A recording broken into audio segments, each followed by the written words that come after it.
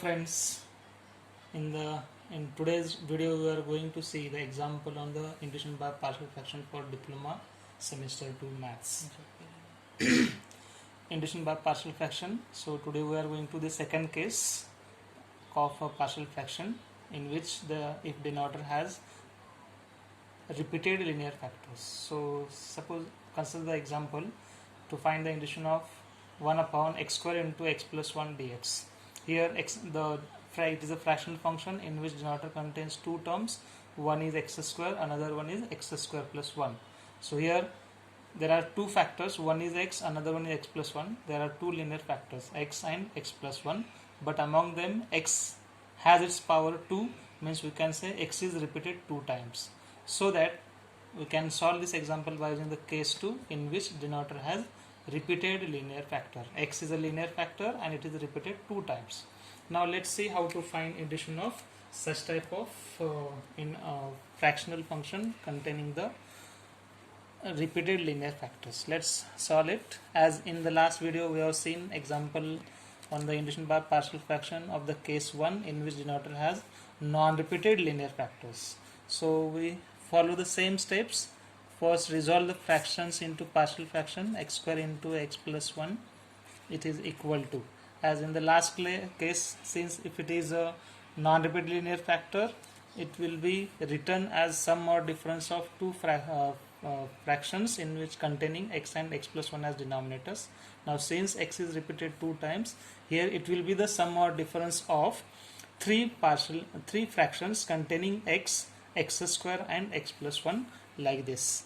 First will be a upon x, second will be b upon x square, and the third will be c upon x plus 1. It is a sum of three fractions containing the numerator as the constants a, b and c, to which we need to find them. So to find the values of a, b, c, now again first we write the denominator same as this denominator, x square into x plus 1. That is, we are taking LCM of these three terms, x, x square and x plus 1, which is x square into x plus 1.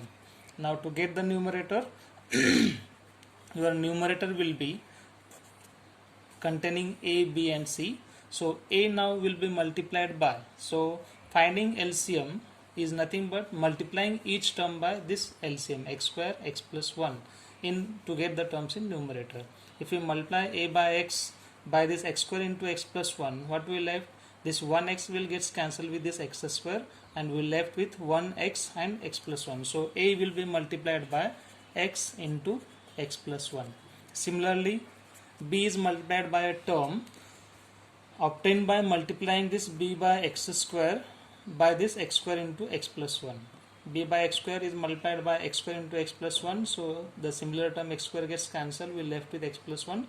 So b is multiplied by only x plus 1, and c is multiplied by, again if we multiply this c by x plus 1 by this x square into x plus 1, x plus 1 similar term gets cancelled and we left with x square.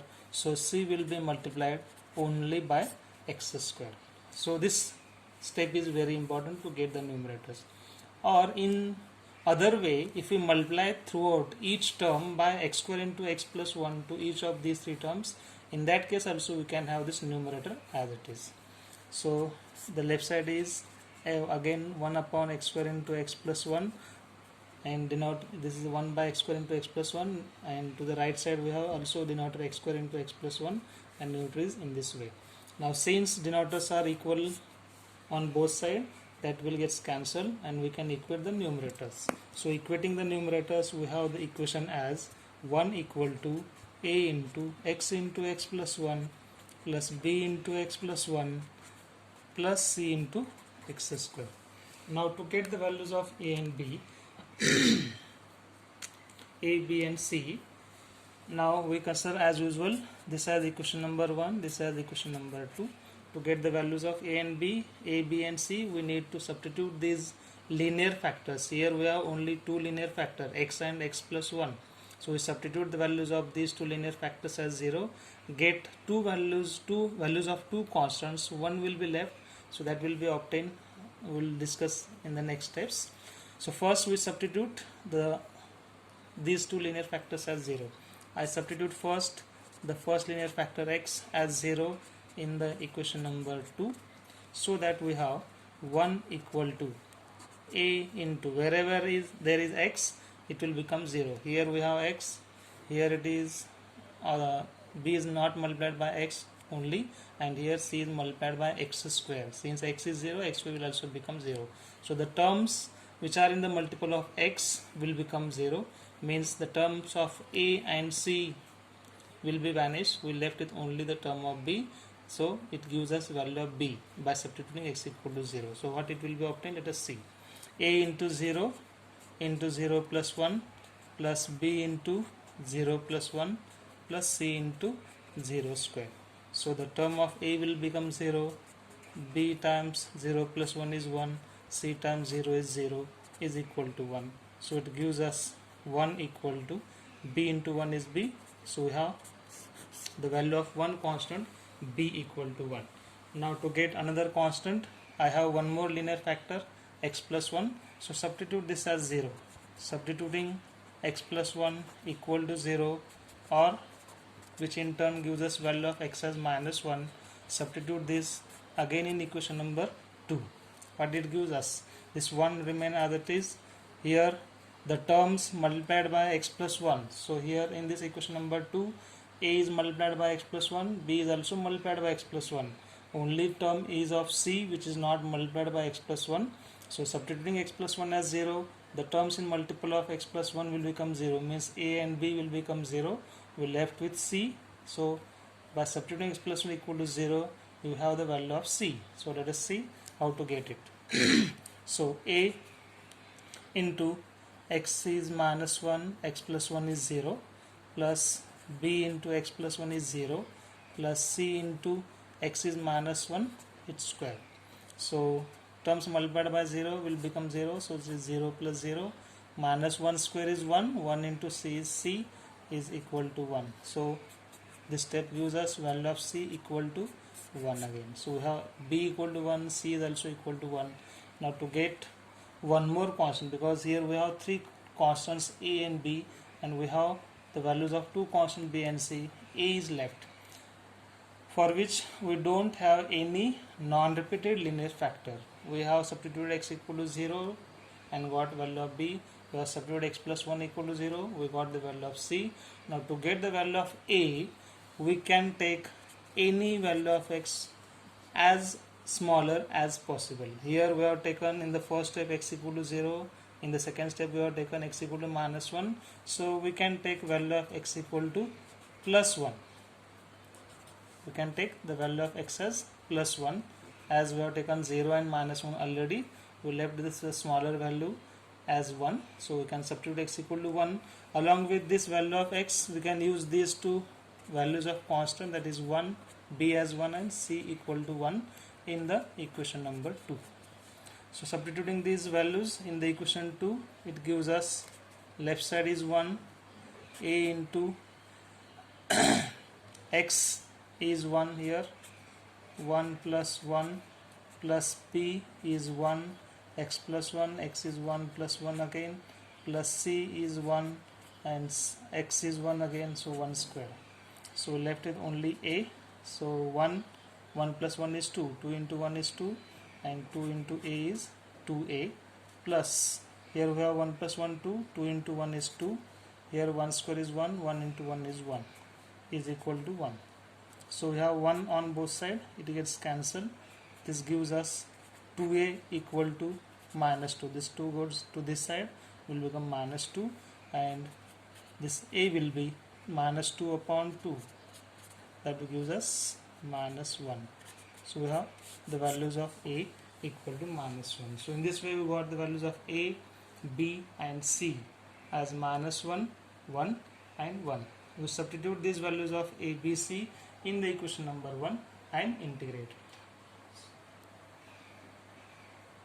We substitute these values of a, b and c in this equation number 1 and integrate it. So let us see what we have.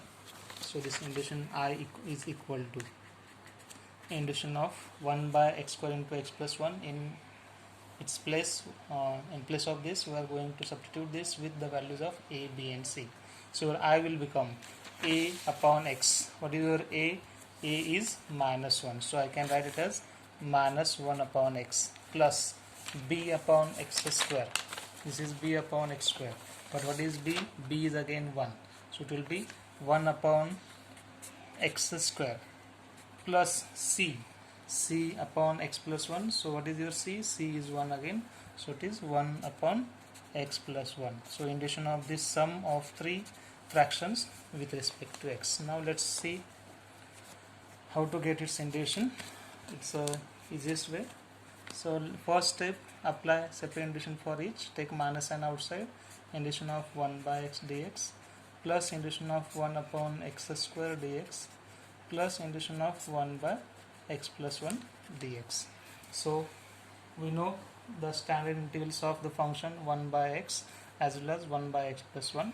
Now this is 1 by x square, so let's see how to find it. So minus, what is the indication of 1 by x? It is log of mod x, log of mod x. So it is log of mod x plus, now it is in the form of 1 by x raised to n. So taken this x raised to n in numerator will become x raised to minus n. So it will become x raised to minus 2 indication with respect to x plus 1 upon x plus 1 again. It is in the form of 1 by ax plus b, whose indication is log of mod ax plus b. So it is log of mod x plus 1. Since coefficient of x, that is a, is 1, so no need to divide by 1 here. So it is log of mod f x plus 1 only plus integral constant c.